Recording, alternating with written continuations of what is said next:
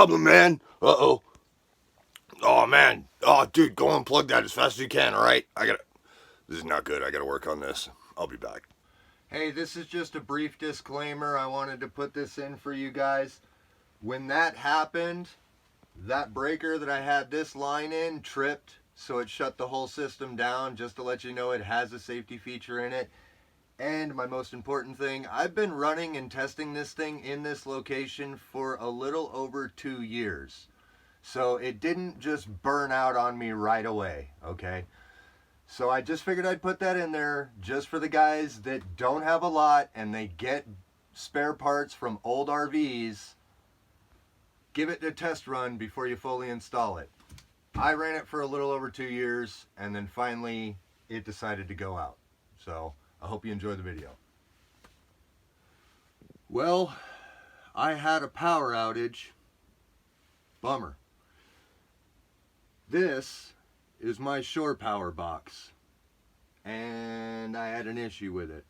Now, I'm not completely out of power. I've got lights in the background, plus the light on my phone as I'm making this video. And as you can see in the background, I'm going to get out of your way so you can see it.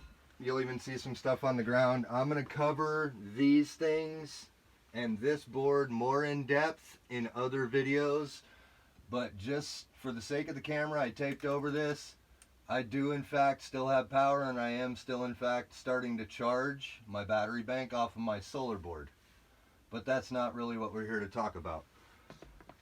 What we're here to talk about is the fact that my shore box went out on me.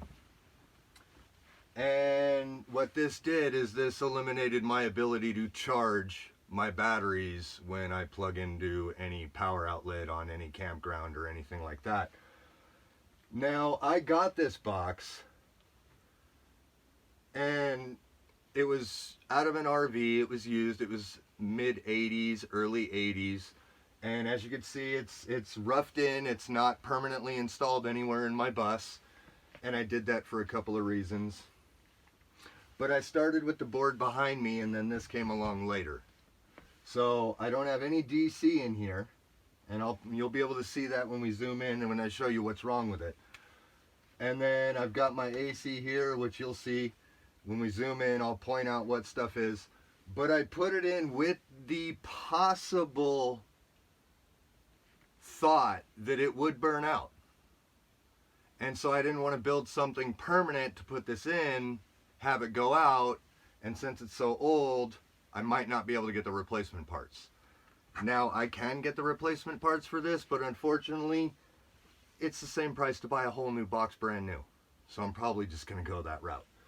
So, I had a couple of things. If you shop at Harbor Freight, go pick up one of these. It's a DC tester. You put one side on your negative terminal, you touch the other side to your positives where you think you'll have power, and this thing will light up. Okay? This DC board still has power because it's still hooked to my battery bank. But the lower board and this, I had to shut down. Also, one more tool I'm going to add in for you guys.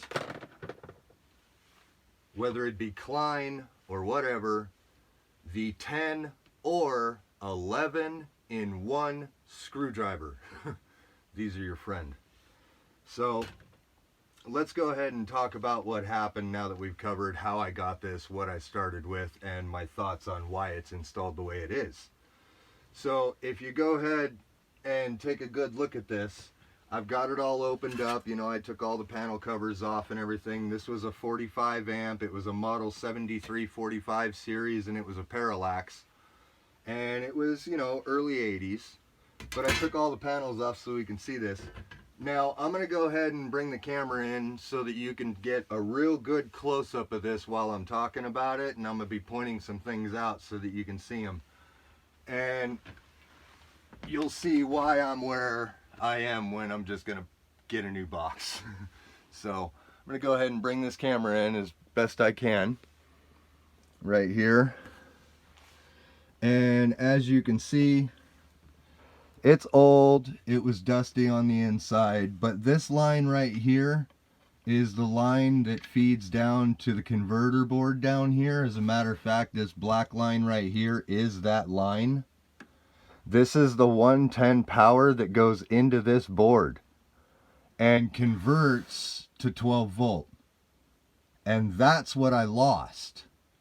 I never hooked up any 12 volt through here because I had it all on my solar panel board. So I was testing this box to see how long it would run without any issues before I decided to put a severe load on it. And it was the same thing with my 110. I had my 110 coming in, and I had this line right here plugged into that breaker right there to put the 110 to the charge system so that I can charge my battery bank. I was sitting at home, I heard a little bit of sizzling, I smelt some electrical, and I heard a pop.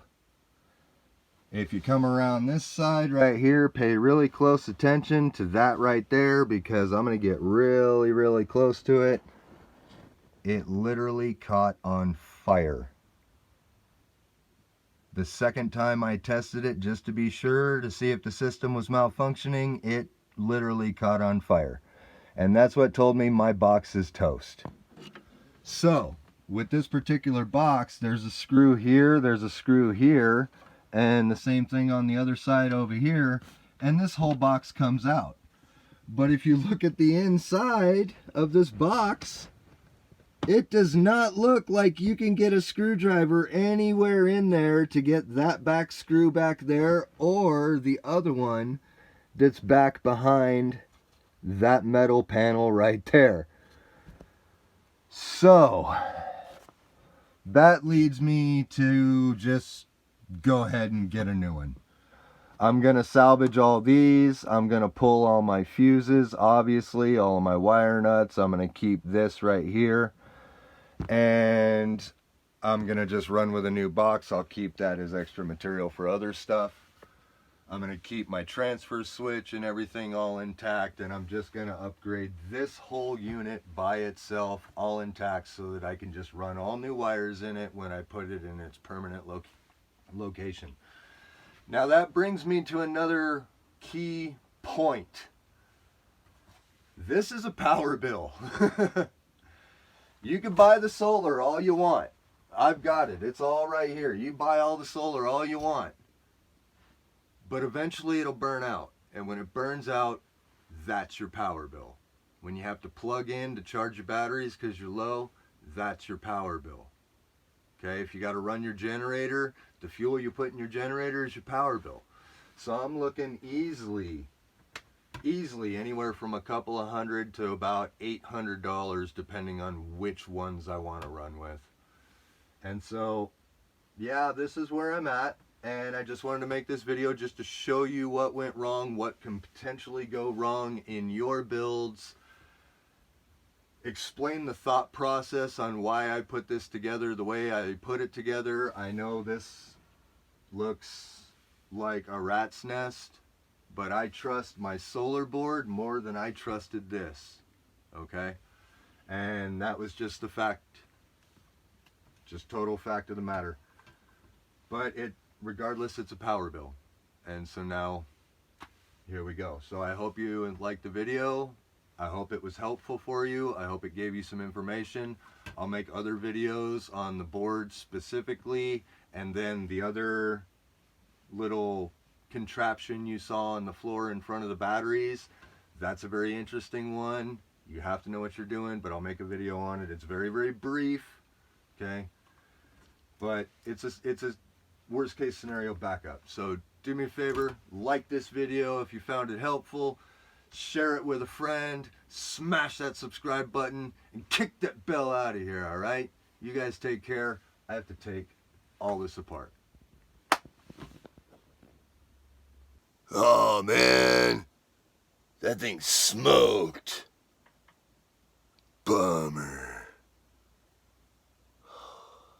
I know, right? That's easily a couple $100. Ouch. Well, at least the stove is propane. We can still make coffee, right? Cheers.